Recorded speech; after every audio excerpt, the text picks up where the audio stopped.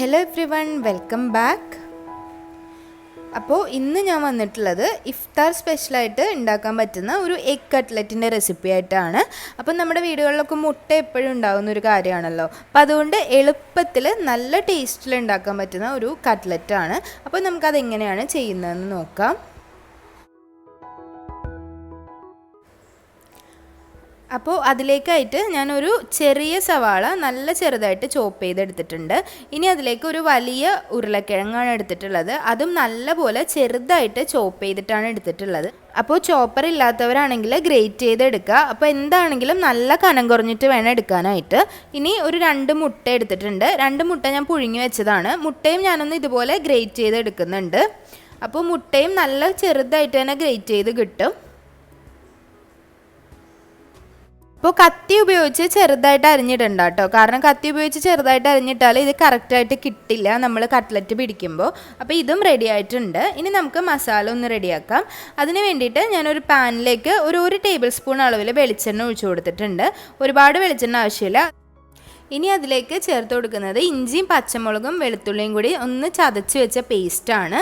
അപ്പോൾ ഈ ഒരു നോമ്പ് കാലത്ത് ഒരു പാത്രത്തിൽ നല്ല വെറ്റല്ലാത്ത നല്ല ഡ്രൈ ആയിട്ടുള്ള പാത്രത്തിൽ ഇതുപോലെ ഒന്ന് ചതച്ച് വെച്ചാൽ ഇതുപോലെ സ്നാക്സൊക്കെ ഉണ്ടാക്കാൻ നേരത്ത് നല്ല ഈസിയാണ്, പെട്ടെന്ന് തന്നെ എടുക്കാം. അപ്പോൾ ഒരു 1/4 ടീസ്പൂൺ മാത്രം ഇട്ട് കൊടുക്കുക. പച്ചമണം മാറിയതിന് ശേഷം നമ്മൾ ചോപ്പ് ചെയ്ത് വെച്ചിട്ടുള്ള സവാള ഇട്ട് കൊടുക്കുക. അപ്പോൾ സവാളയും നല്ലോണം ഒന്ന് വഴണ്ട് കിട്ടുന്നതിന് ശേഷം നമുക്ക് അതിലേക്ക് ചോപ്പ് ചെയ്ത് വെച്ച പൊട്ടറ്റോ ഇട്ട് കൊടുക്കാം. അപ്പോൾ ഗ്രേറ്റ് ചെയ്തതാണെങ്കിലും ചോപ്പ് ചെയ്തതാണെങ്കിലും പൊട്ടറ്റോ പെട്ടെന്ന് തന്നെ വെന്ത് കിട്ടും. അപ്പോൾ ഇതൊന്ന് അടച്ച് വെച്ച് വേവിക്കണം. നന്നായിട്ടൊന്ന് മിക്സ് ചെയ്യുക. മിക്സ് ചെയ്തതിന് ശേഷം ഒരു 2-3 മിനിറ്റ് ഒരു ലോ ഫ്ലെയിമിൽ വെച്ചിട്ട് ഒന്ന് വേവിച്ചെടുക്കണം. അപ്പോഴേക്കും ആ ഒരു പൊട്ടറ്റോയും സവാളയും കൂടി നന്നായിട്ട് മിക്സായി വന്നിട്ടുണ്ടാവും. ഇനി അതിലേക്ക് നമുക്ക് പൊടികൾ ചേർത്ത് കൊടുക്കാം. ഒരു 1/4 ടീസ്പൂൺ മഞ്ഞൾപ്പൊടി, 1/2 ടീസ്പൂൺ മുളക് പൊടി. അപ്പോൾ ഒരുപാട് പൊടികൾ ആവശ്യമില്ല. 1/2 ടീസ്പൂൺ അളവിൽ മല്ലിപ്പൊടി, അതുപോലെ 1/2 ടീസ്പൂൺ അളവിൽ ഗരം മസാലപ്പൊടി ചേർത്ത് കൊടുക്കാം. ഇനി അതിലേക്ക് ആവശ്യത്തിനുള്ള ഉപ്പിട്ട് കൊടുക്കുക. ഇനി അതിലേക്ക് ഒരു 1/2 ടീസ്പൂൺ അളവിൽ കുരുമുളക് പൊടി കൂടി ഇട്ട് കൊടുക്കുക. ഇനി ഇത് നന്നായിട്ടൊന്ന് മിക്സ് ചെയ്യുക. ഈ ഒരു കട്ട്ലറ്റിലേക്ക് ഒരുപാട് പൊടികൾ ഒരിക്കലും ഇട്ട് കൊടുക്കരുത്. ഒരുപാട് മസാല ചുവ നല്ല ടേസ്റ്റ് ഉണ്ടാവില്ല. അപ്പോൾ ഇനി അതിലേക്ക് കുറച്ച് മല്ലിയില കൂടി ഇട്ട് കൊടുക്കുക. അപ്പോൾ ഈ സ്നാക്സിൻ്റെ ഫില്ലിങ്ങിലൊക്കെ ഒരു മല്ലിയില ഇട്ടാൽ ഒരു പ്രത്യേക മണവും പ്രത്യേക രുചിയാണ് കേട്ടോ. അപ്പോൾ മല്ലിയില നല്ല ചെറുതായിട്ടൊന്ന് ചോപ്പ് ചെയ്തിട്ട് കൊടുക്കുക. ഇനി അതിലേക്ക് നമുക്ക് ഈ ഗ്രേറ്റ് ചെയ്ത് വെച്ച മുട്ട കൂടി ഇട്ട് കൊടുത്തിട്ട് നന്നായിട്ടൊന്ന് മിക്സ് ചെയ്തെടുക്കുക. ഒരു 2 മിനിറ്റ് നേരം ആ മുട്ടയ്ക്കും മസാലയ്ക്കും നന്നായിട്ട് ചൂട് കയറിയാൽ മതി. അപ്പോഴേക്കും അത് റെഡി ആയിട്ടുണ്ടാവും. ഓൾറെഡി എല്ലാ കാര്യങ്ങളും വെന്തതാണ്. അപ്പോൾ ഒന്ന് നന്നായിട്ടൊന്ന് മിക്സ് ചെയ്തെടുത്താൽ മതി.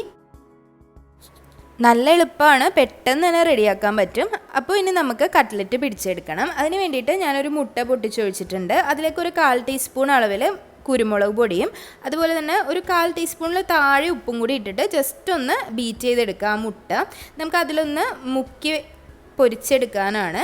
അതുപോലെ ബ്രെഡ് ക്രംസ് ഞാൻ ഓൾറെഡി റെഡിയാക്കി വെച്ചിട്ടുണ്ടായിരുന്നു.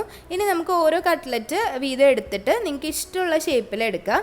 അപ്പോൾ ഈ ഇതിൻ്റെ പ്രത്യേകത എല്ലാം നല്ല വെറ്റാണല്ലോ, നല്ലൊരു മോയ്സ്ചർ കണ്ടൻറ്റ് ഉള്ളതുകൊണ്ട് തന്നെ നമുക്ക് കൈ കൊണ്ട് ജസ്റ്റ് പിടിച്ചെടുക്കാവുന്നതേ ഉള്ളൂ. ഇതിലേക്ക് ഇനി വേറെ ഒന്നും ചേർക്കണ്ട.